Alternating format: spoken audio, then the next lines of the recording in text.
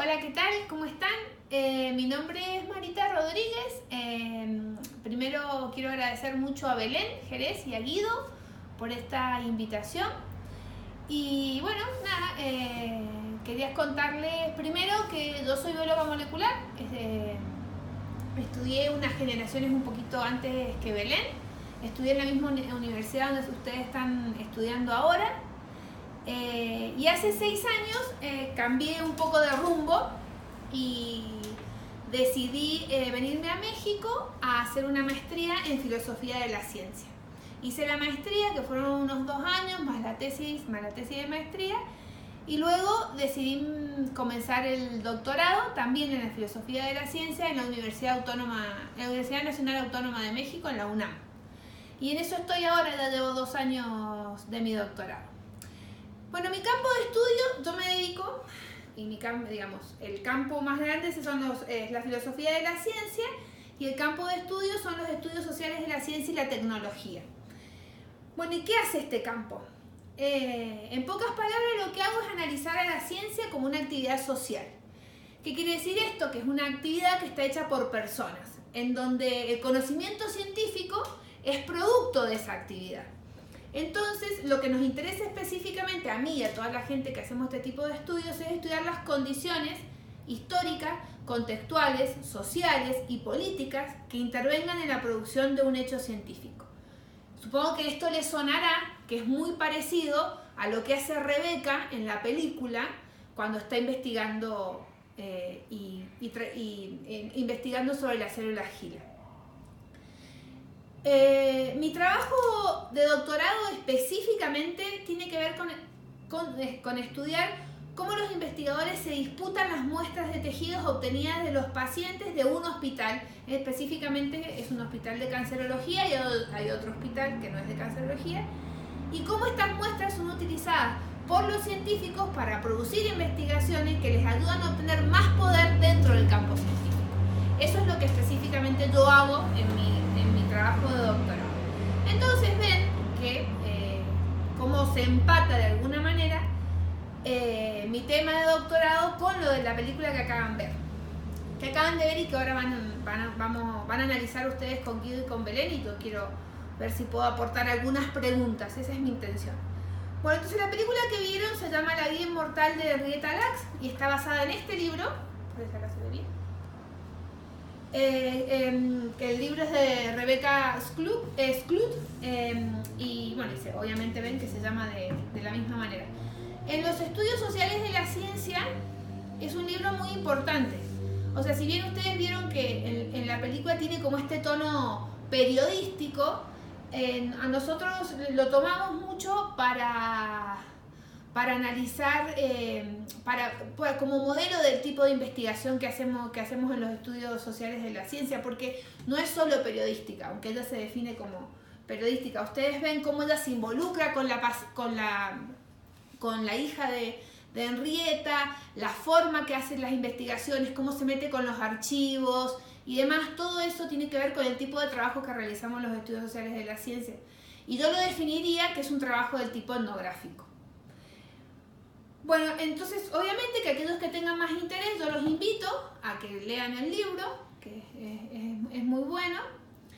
Y bueno, porque también, creo que en el libro también se refleja un poco mejor todas las historias que se entretejen en este camino que recorre Débora, la hija de Henrietta, junto a Rebeca, por trazar la historia de la mamá, de Henrietta, ¿no?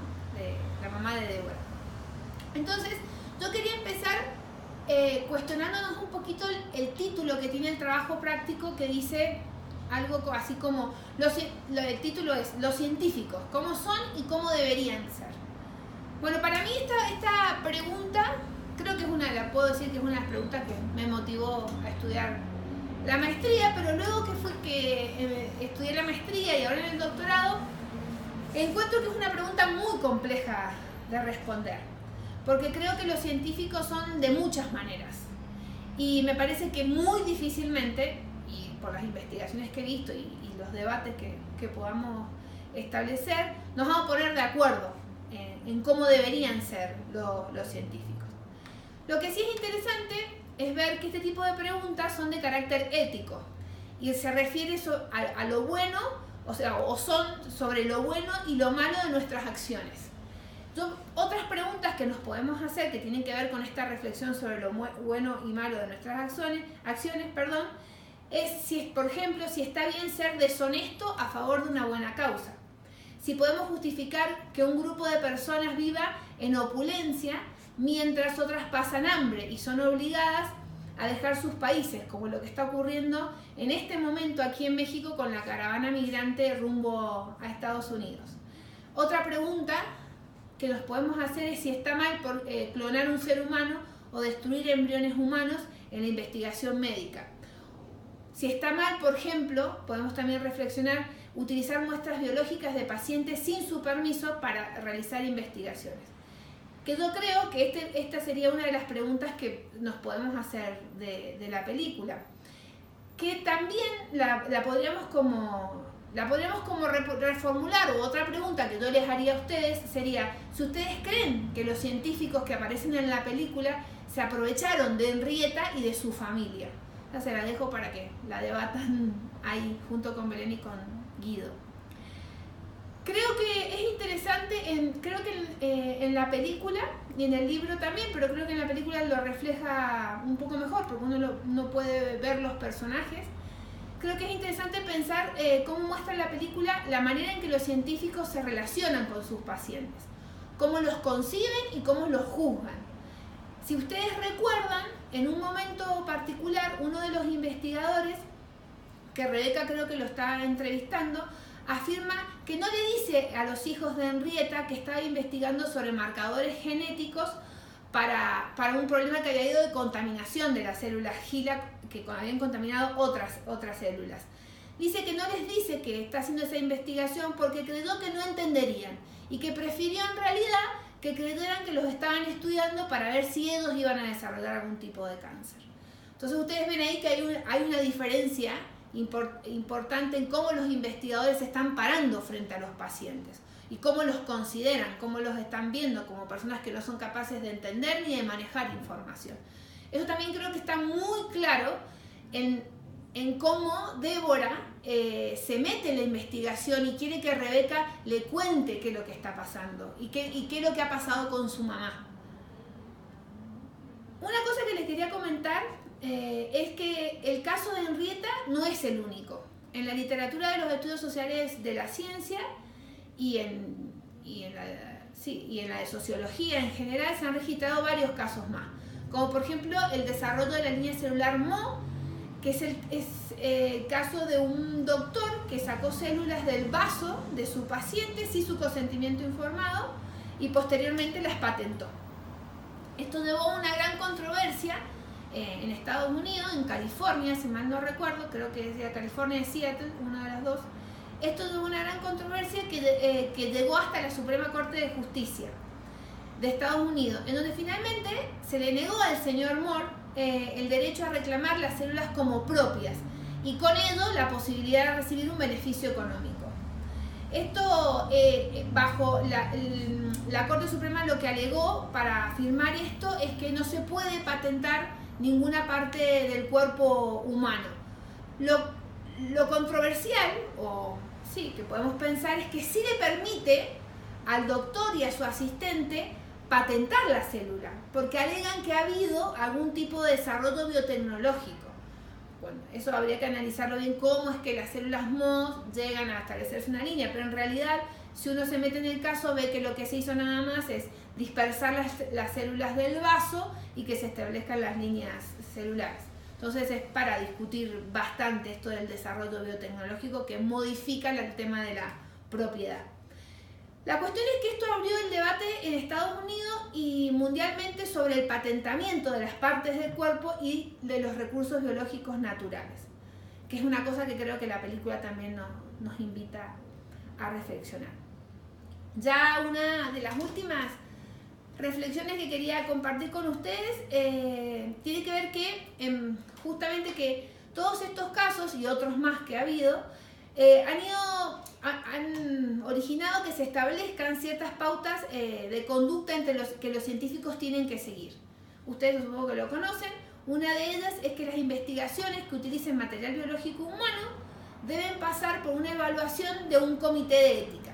Y además es necesario la aplicación de un consentimiento informado, donde el paciente acceda a esa donación.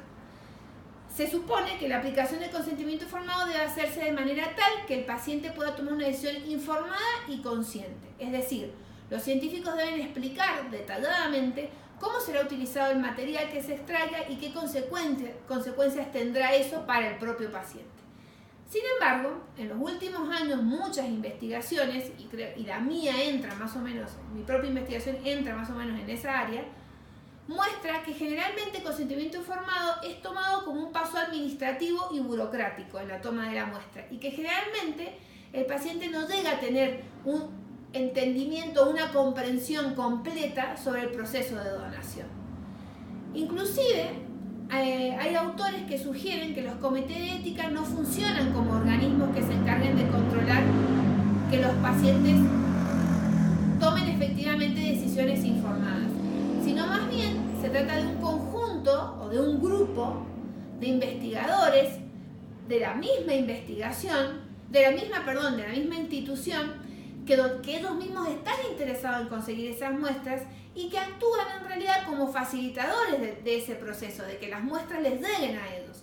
Entonces, y no actúan realmente como salvaguarda de los derechos del paciente.